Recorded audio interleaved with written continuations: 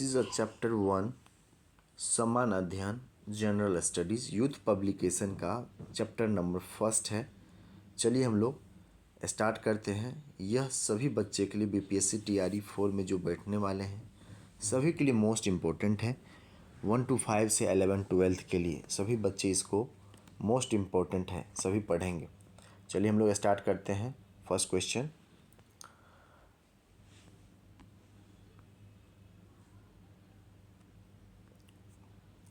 निम्नलिखित में से कौन सा जानवर सिंधु घाटी सभ्यता के लोगों को नहीं पता था?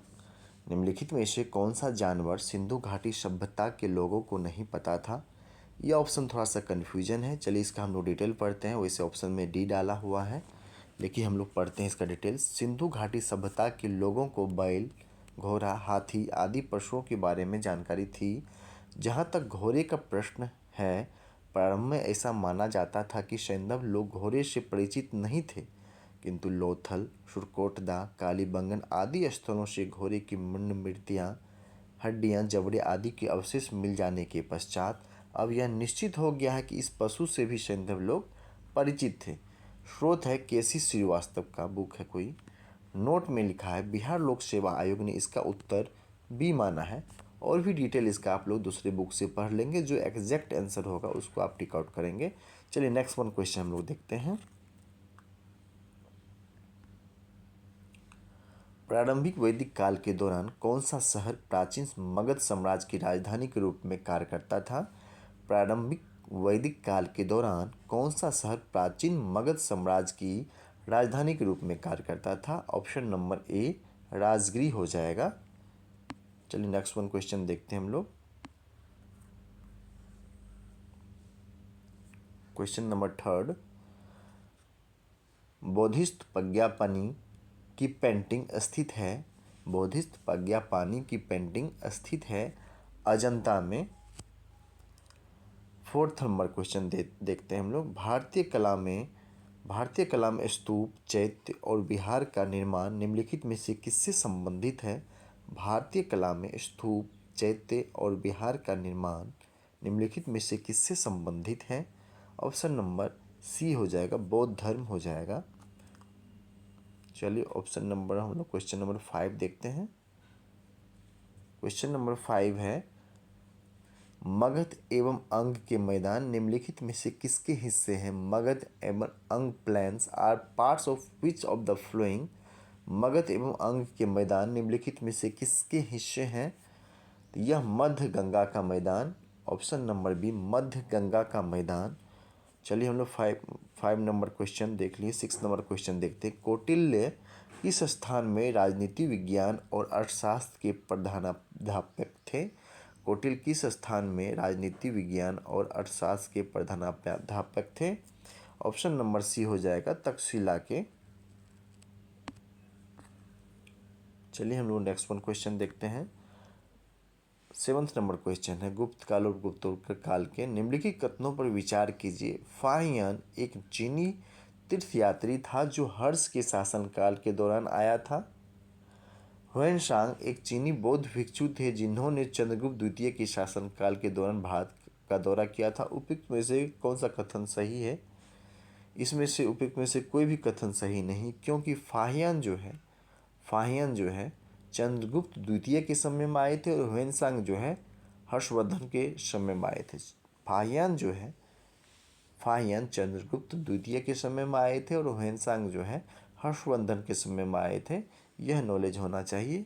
इस ऑप्शन के अनुसार दोनों ऑप्शन गलत है। ऑप्शन ऊपर नीचे किया हुआ है। चलिए हम 8 नंबर क्वेश्चन देखते हैं। चीनी स्रोत के अनुसार श्रीलंका के शासक मेघवर्मन ने गया में बौद्ध मंदिर बनाने की अनुमति के लिए निम्नलिखित में से किस गुप्त राजा के पास एक मिशनरी भेजा था? इट में भी समुद्रगुप्त के यहाँ भेजा था। समुद्रगुप्त के यहाँ। ऑप्शन नंबर बी हो जाएगा। प्राचीन भारतीय धातुकर्म का आश्चर्यलोभ स्तंभ किया है। प्राचीन भारतीय धातुकर्म का आश्चर्यलोह स्तंभ की स्थिति क्या है? स्थित कहाँ है? दिल्ली में स्थित है।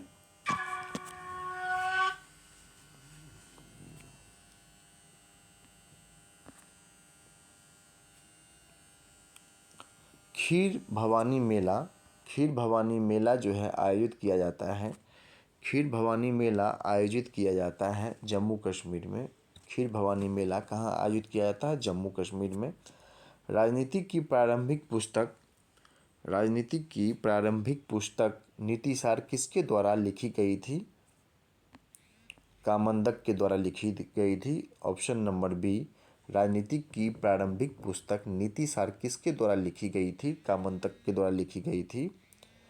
चलिए 12th नंबर क्वेश्चन हम लोग देखते हैं। सूची 1 को सूची सेकंड से सुमेलित करना है। बोल रहा है चरक जो है किससे संबंधित है? ब्रह्मगुप्त जो है किससे संबंधित है? वराहमिहिर जो किससे संबंधित है? और विशाखदत्त जो है किससे संबंधित? तो मैं आपको बता देता हूँ। चरक जो है चिकित्सा से संबंधित है। ब्रह्मगुप्त जो है गणित से संबंधित है। वराहमिहिर जो है ज्योतिषी से संबंधित है। और विशाखदत्त जो है नाटककार से संबंधित है। चलिए हम लोग नेक्स्ट वन क्वेश्चन देखते हैं।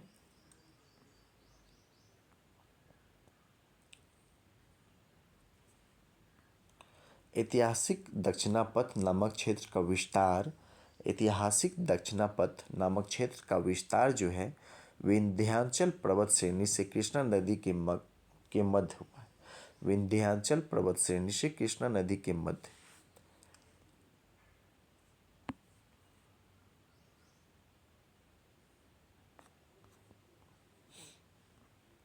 चलिए हम लोग दिल्ली सल्तनत में अब चलेंगे। हम लोग मध्यकालीन इतिहास का दिल्ली सल्तनत में इनमें से किसने भारत में फारसी त्यौहार नौरोज की शुरुआत की? बलबन ने किया। नौरोज की शुरुआत जो है बलबन ने किया। मोहम्मद बिन तुगलक के शासनकाल में भारत आए प्रसिद्ध मुस्लिम खोजकर्ता इब्न बतूता किस देश के थे? इब्न बतूता किस देश के थे? मोहम्मद बिन तुगलक के शासनकाल में भारत आए प्रसिद्ध मुस्लिम खोजकर्ता इब्न बतूता किस देश के थे? मोरक्को के थे। फारस के थे। मोरक्को फारस के। थर्ड नंबर क्वेश्चन वो देखते हैं।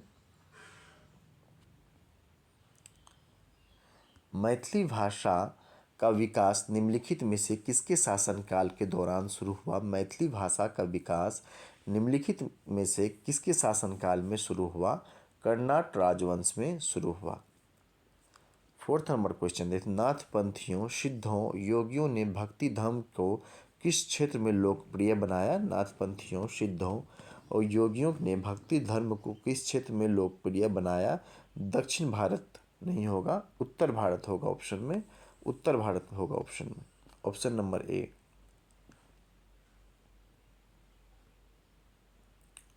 फतुहात ए आलमगीरी किसके द्वारा लिखी गई थी? फतुहात ए आलमगीरी किसके द्वारा लिखी गई थी? ईश्वरनाथ दास नागर के साथ। ईश्वर दास नागर के साथ। ऑप्शन नंबर ए होगा। ईश्वर नागर की जब डिटेल में पढ़ेंगे तो अब इसका पूरा नाम है ईश्वर दास नागर द्वारा लिखी गई थी, जो 1698 में। Option number 6 number question. निम्नलिखित में से किस बंदरगाह को मुगल काल के दौरान बाबुल मक्का का द्वार कहा जाता था? निम्नलिखित में से किस बंदरगाह को मुगल काल के दौरान बाबुल मक्का का द्वार कहा जाता था?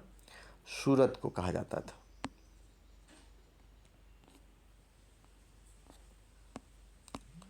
तो यह मोस्ट इम्पोर्टेंट क्वेश्चन आप सभी के लिए था।